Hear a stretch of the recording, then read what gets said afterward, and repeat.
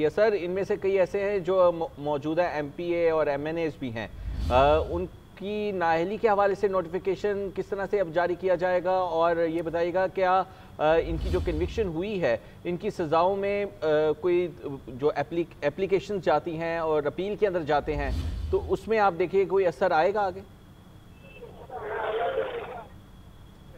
Election commission of Pakistan ने भी 9 मई के जो थे मुजरमान, उनको भी सूबाई असम्बली और कौमी असम्बली से नाअहल करार दे दिया और बाकायदा नोटिफिकेशन भी हो गया और साथ साथ उन्होंने इंतखाबी शेड्यूल भी जारी कर दिया।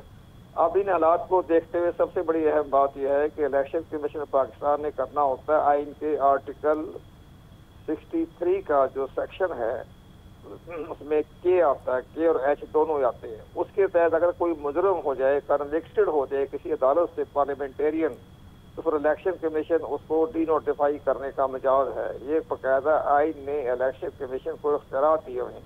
इसलिए किसी कौमी या सूबाई असम्बली के स्पीकर का रेफरेंस आना जरूरी नहीं है। इलेक्शन कमीशन पाकिस्तान अदालती फैसले को मिलने के बाद उस पर अपनी कार्रवाई करेगा और 5 रुकन जो है इलेक्शन कमीशन के वो फैसला करेंगे। अब जिसके साथ साथ एक और भी बड़ा पहलू निकलता है, जैसे माजी में तो हो चुका है, अभी तो इनको तो रिलीफ नहीं मिला, आगे है। अब इनको ये चाहिए कि जो जिनको सजा हुई है वो इमीडिएटली फौरी तौर पर सेशन कोर्ट के फैसले के खिलाफ लाहौर हाई कोर्ट में बाकायदा तौर पर अपनी अपील दाखिल करे। नंबर 2, उसको ये पहले देखना होता है फैसले में ये लिखा हुआ है कि अपील के दिन कितने दिन दिए गए। अगर फैसले में अपील लिख दी गई है कि आप 20 दिन के अंदर अंदर अपील कर सकते हैं, तो फिर इलेक्शन कमीशन ऑफ पाकिस्तान उस अपील तक फैसला अपना जो है वो मौखर रखेगा, उनको नाअहल करार नहीं देगा जब तक कि अदालत की तरफ से बाकायदा फैसला नहीं आ जाता। अगर अदालत ने 30 दिन की मोहलत नहीं दी तो फिर इलेक्शन कमीशन पाकिस्तान फौरी तौर पर कार्रवाई करने का मिजाज है। और ये सेक्शन जो हमारा इलेक्शन एक्ट है वो 232 में वाज़ह लिखा हुआ है कि जो ही सजा कन्विक्टेड हो जाए तो उसको डी नोटिफाई करना इलेक्शन कमीशन की कानूनी जिम्मेदारी है। अब एक 2 पहलू आते हैं, या अगर अदालत इस फैसले को मुअत्तल कर देती है लेकिन सजा बरकरार रहती है, तो तब भी वो अपनी सूबाई कौमी असम्बली की नशिस्तों से महरूम हो जाएंगे। अगर वो सजा भी मुअत्तल कर देती है तो फिर इलेक्शन कमीशन कोई कार्रवाई करने का मिजाज नहीं है। अच्छा सर, अगर ये अपील में चले जाते हैं और उस पर स्टे ले लिया जाता है और अदालत की जानिब से स्टे दे दिया जाता है, तो क्या इनकी डी नोटिफिकेशन तब भी मुमकिन हो पाएगी इलेक्शन कमीशन की जानिब से? नहीं, अगर बाकायदा अगर जैसे आप देखें कि जमशेद दस्ती के बारे में बड़ी वाज़ह मिसाल है कि इलेक्शन कमीशन ने उसको डी नोटिफाई कर दिया, लेकिन लाहौर हाई कोर्ट के ऑनरेबल चीफ जस्टिस जो हैं उन्होंने उस इलेक्शन कमीशन के फैसले को मुअत्तल करके शेड्यूल को वापस का हुक्म जारी कर दिया कि इलेक्शन शेड्यूल को वो भी उन्होंने मुअत्तल कर दिया। वो तो कर सकते हैं। अब यहाँ भी यही मामला हो सकता है कि अगर ये अदालत में जाएँ अपील करें तो फिर अदालत जो है इस फैसले को मुअत्तल भी कर सकती है, लेकिन उनको ये चाहिए कि सजा भी मुअत्तल कराए, फैसला मुअत्तल नहीं, सजा भी साथ मुअत्तल कराए, तो तब इलेक्शन कमीशन जो है कोई कार्रवाई करने का मिजाज नहीं होगा। तो कन्विक्टेड लिखा रहा तो सजा दे इलेक्शन कमीशन अपनी कार्रवाई करेगा, लेकिन असूली तौर पर हाई कोर्ट इस फैसले को बाकायदा इनको रिलीफ दे सकती है। हाई कोर्ट के इख्तियारात में आता है, हाई कोर्ट के दायरे कार में है। अच्छा सर, ये बताइएगा कि अगर अपील की तरफ नहीं जाते तो कन्विक्शन के अंदर अगर डी नोटिफिकेशंस भी आ जाता है तो तब इनका मुस्तकबिल क्या होगा और ये कब तक इलेक्शन लड़ने के लिए अहल होंगे? अब ये समझे बादिल नज़र में आसान लफ्ज़ों में हमारे दोस्तों को समझ आ जाएगी। ये देखो 10 साल की सज़ा है और 10 साल की सज़ा के बाद 5 साल के लिए नाअहलियत भी है, या आप ये समझे कि ये ताहयात ही नाअहल हो गए। बादिल नज़र में 10 साल की सज़ा काटे और फिर इसके बाद 5 साल की नाअहलियत, जो लिखा हुआ है कानून में 5 साल के जो है वो नाअहल होंगे इलेक्शन लड़ने से, तो ये तो 15 साल का केस बन जाता है। लेकिन फिलहाल 10 साल की सज़ा भी तो बहुत बड़ी अज़ियतनाक सज़ा है। 10 साल की अदालतों में अगर रिलीफ नहीं मिलता तो ये अपने जेलों में जाएंगे, लेकिन अदालतों की तरफ से है हाई कोर्ट है, सुप्रीम कोर्ट है, मुमकिन है कहीं ना कहीं रास्ता निकल आए। अच्छा सर, ये बताइएगा कि कन्विक्शन के अंदर देखा जाए तो दोबारा डी नोटिफिकेशन होता है, फिर री इलेक्शंस के हवाले से बताइएगा, क्या इन सीट्स के ऊपर दोबारा री इलेक्शंस भी होंगे और कितने रोज़ का वक्त है? پھر اگر یہ فیصلہ برقرار رہتا ہے اور الیکشن کمیشن کو ڈی نوٹیفائی کر دیتا ہے تو پھر یہ 50 دن کے اندر اندر بائی الیکشن ہونے کا قانونی طور پر باقاعدہ شیڈول جو ہے وہ 45 دن کا ہوتا ہے. اس 45 دن سے لے کر 50 دن تک اس میں ان کا بائی الیکشن ہو جاتا ہے. اچھا سر بتائیے گا اگر کوئی سینٹ کا رکن بھی اس کے اندر آتا ہے تو اس کے اوپر کیا کس طرح سے عمل درآمد ہوگا اور اس کے لیے کیا کارروائی ہوگی؟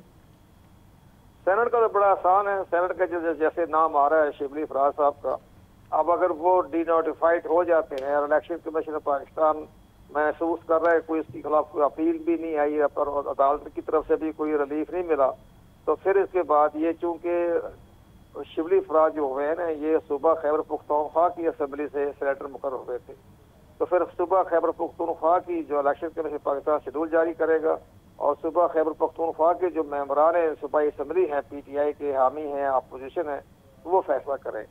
اچھا سر یہ بتائے گا کہ اگر اپیل سے پہلے ڈی نوٹیفیکیشن آ جاتی ہے اور فیصلے کو معطل نہیں کیا جاتا اور دوبارہ اس کے اوپر اپیل دائر کی جاتی ہے اس ڈی نوٹیفیکیشن کے فیصلے کے اوپر, تو اس میں آئین کیا کہتا ہے؟ آئین تو یہ کہتا ہے کہ ابھی تو دیکھیں ابھی تو معاملہ عدالتوں میں جائے گا, اگر یہ کسی لمحے بھی ابھی شیڈول جاری ہونے کے باوجود بھی اگر عدالت ان کا ریلیف دے دیتی ہے تو وہ شیڈول جو ہے وہ بھی معطل ہو جائے گا. یعنی کہ جو عدالتی کارروائی ہے اس پر منحصر ہے سب کچھ, اور جو کارروائی الیکشن کمیشن کر رہا ہے وہ بادی نظر میں وہ بھی معطل ہو جائے گی؟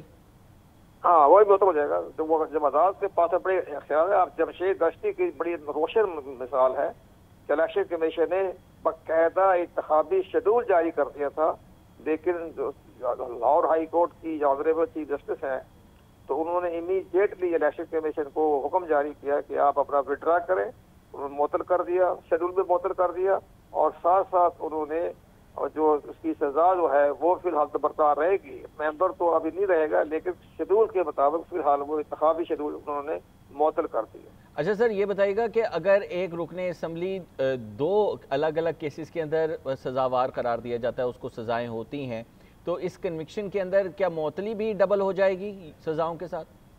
نہیں ایک ہی سزا, ایک ہی سزا تو دیکھیں سزا ہے 10 سال. جیسے کہ احمد چٹھا ہیں ان کو آلریڈی ایک کیس کے اندر سزا ہو چکی ہے اور نااہلی بھی ہونے والی ہے, تو سزا تو ایک ہی ملے گی. تو سزا تو ڈبل نہیں ہوتی. سزا کا جب دو عدالتوں نے ایک دفعہ سزا دی, سزا تو ایک ہی دفعہ اپلائی جائے گی.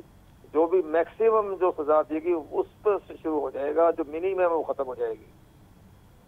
اچھا اور یہ بتائیے گا کہ اس میں آئین پاکستان کیا کہتا ہے اگر دوبارہ الیکشن ری الیکشنز ہوتے ہیں تو یہ جو کینڈیڈیٹ ہیں جن کو کم سزا ہوئی ہے وہ کتنی دیر کے لیے نااہل ہوں گے؟ 5 سال کے لیے. یعنی کہ 3 سال یا 10 سال جو بھی ہو, آپ کی جو نااہلی ہے وہ 5 سال کے لیے ہوگی. وہ لکھا ہوا آئین میں لکھا ہوا ہے نا کہ اگر کوئی سزا ہو جاتی ہے, کنوکٹڈ ہو جاتا ہے تو وہ 5 سال کے لیے نااہل قرار دیا جائے گا.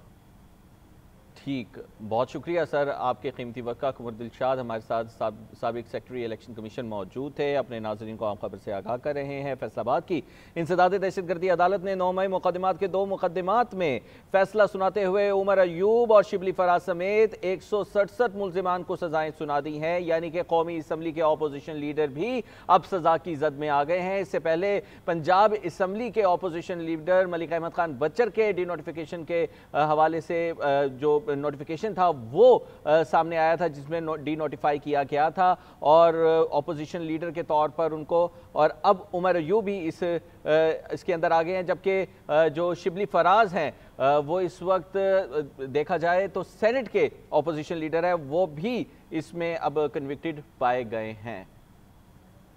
احمد بلال ہمارے ساتھ موجود ہیں. بہت شکریہ سر آپ نے ہمیں اپنا قیمتی وقت دیا. سر یہ جو کنوکشنز ہوئی ہیں اس کے آنے والے وقت میں کیا اثرات دیکھ رہے ہیں, کیا کارروائیاں ہوں گی؟ بہت شکریہ. ذاتی طور پہ بہت افسردہ ہوں, مجھے بہت دکھ ہے. یہ پاکستان کی سیاست میں بڑے معروف لوگ تھے, خاص طور پہ میں عمر ایوب صاحب کو دیکھتا ہوں, میں شبلی فراز صاحب کو دیکھتا ہوں.